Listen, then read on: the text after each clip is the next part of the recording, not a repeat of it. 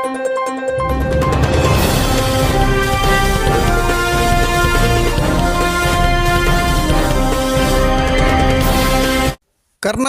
News 99ಗೆ ಸ್ವಾಗತ.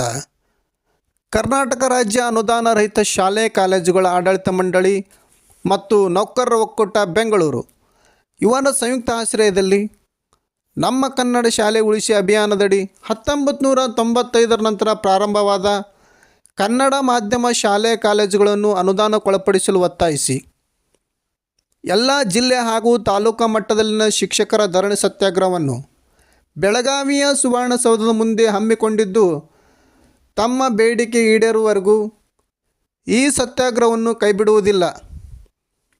ಒಂದು ವೇಳೆ ಸರ್ಕಾರ ಇದರ ಮಧ್ಯಸ್ಥಿಕೆ ಬಂದು ವಹಿಸದಿದ್ದರೆ ಇದು ಉಗ್ರವಾಗಿ ಹೋರಾಟ ಮಾಡುತ್ತೇವೆ ಎಂಬುದು ಸರ್ಕಾರಕ್ಕೆ ನೇರವಾಗಿ ಎಚ್ಚರಿಕೆ ನೀಡಿದ್ದಾರೆ.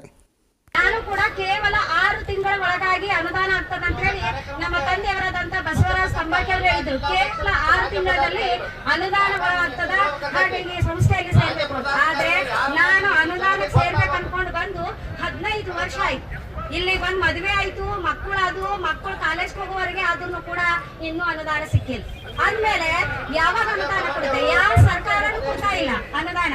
ಯಾವ ಬಿಜೆಪಿ ಸರ್ಕಾರ ಬಂದ್ರು ಕೊಡ್ತಾ ಇಲ್ಲ, ಕಾಂಗ್ರೆಸ್ ಸರ್ಕಾರ ಬಂದ್ರು ಕೊಡ್ತಾ ಇಲ್ಲ, ಮತ್ತೆ JDS ಸರ್ಕಾರ ಬಂದ್ರು ಕೊಡ್ತಾ ಇಲ್ಲ. ಅಂದ್ಮೇಲೆ ನಮ್ಗೆ ಸರ್ಕಾರಕ್ಕೆ ನಾವು ಯಾರು ಬೇಕಾಗಿಲ್ಲ. ಶಿಕ್ಷಣ ನೋಡಿ, ಒಂದ್ ವೇಳೆ ಕರ್ನಾಟಕದಲ್ಲಿ ಕೇವಲ ಕೆಲವೊಂದು ಒಂದು ಊರಿನಲ್ಲಿ 1 ಸರ್ಕಾರಿ ಶಾಲೆಗಳಿವೆ. ಆದ್ರೆ ಪ್ರಾಥಮಿಕ ಶಾಲೆಗಳು ಪ್ರತಿಯೊಂದು ಊರಲ್ಲಿ ಎಷ್ಟು ಅಂದ್ರೆ 10-20, ನಮ್ಮ ಹಳಕೆನಲ್ಲಿ 50 ಖಾಸಗಿ ಶಿಕ್ಷಣ ಸಂಸ್ಥೆಗಳಿವೆ. ಅಂತ ಶಿಕ್ಷಣ ಸಂಸ್ಥೆಯಲ್ಲಿ ಎಷ್ಟು ಮಕ್ಕಳಿಗೆ ನಾವು ಶಿಕ್ಷಣ ಕೊಡ್ತಾ ಇದ್ದೀವಿ ಅನ್ನೋದು ನಮಗೆ ಹೆಮ್ಮೆಯ ವಿಷಯ ಇದೆ. ಆದ್ರೆ ಇದು ಸರ್ಕಾರಕ್ಕೆ ಯಾಕೆ ಮನವರಿಕೆ ಆಗ್ತಾ ಇಲ್ಲ ನೋಡಿ. ನಾವು ಒಂದು ವೇಳೆ ಶಿಕ್ಷಣ ಸಂಸ್ಥೆಗಳು ಬಂದ್ ಮಾಡಿದ್ರೆ ಇವತ್ತು ಎಷ್ಟೋ ಮಕ್ಕಳು ಏನಾಗ್ತಾ ಇದೆ, ಅನಕ್ಷರಸ್ಥರಾಗ್ತಾರೆ. ನಾವು ಕರ್ನಾಟಕದಲ್ಲಿರುವಂತಹ, ಭಾರತ ದೇಶದಲ್ಲಿರುವಂತಹ 74% ಸಾಕ್ಷರತಾ ದರವನ್ನು ಕೇವಲ 20% ಮಾತ್ರ ಇರ್ತಾ ಇತ್ತು. ಯಾವಾಗ ಒಂದು ವೇಳೆ ನಾವು ಖಾಸಗಿ ಶಿಕ್ಷಣ ಸಂಸ್ಥೆಯವರು ಶಿಕ್ಷಣ ಕೊಡ್ತಿಲ್ಲ ಅಂದ್ರೆ ನಾವು ಕನ್ನಡಕ್ಕಾಗಿ ಅನೇಕ ರೀತಿಯಲ್ಲಿ ಕನ್ನಡ ಶಾಲೆಗಳನ್ನು ಉಳಿಸಬೇಕು, ಕನ್ನಡ ಶಾಲೆ ಬೆಳೆಸಬೇಕು, ಕರ್ನಾಟಕದಲ್ಲಿ ನಮ್ಮ ಹೆಸರು ಉಳಿಬೇಕು ಅಂತ ಹೇಳಿ ಹಲವಾರು ರೀತಿಯಾದಂತಹ ಹೋರಾಟಗಳನ್ನು ಮಾಡ್ತಾ ಇದ್ರು ಕೂಡ ಇಲ್ಲಿವರೆಗೆ ಯಾವುದೇ ಏನಾಗ್ತಾ ಇಲ್ಲ, ನಮ್ಗೆ ಅನುದಾನಕ್ಕೊಳಪಡಿಸ್ತಾ ಇಲ್ಲ.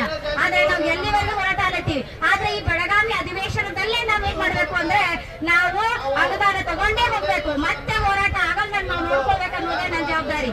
ಎಲ್ಲಿವರೆಗೆ ಶಿಕ್ಷಣ ಸಂಸ್ಥೆಯವರು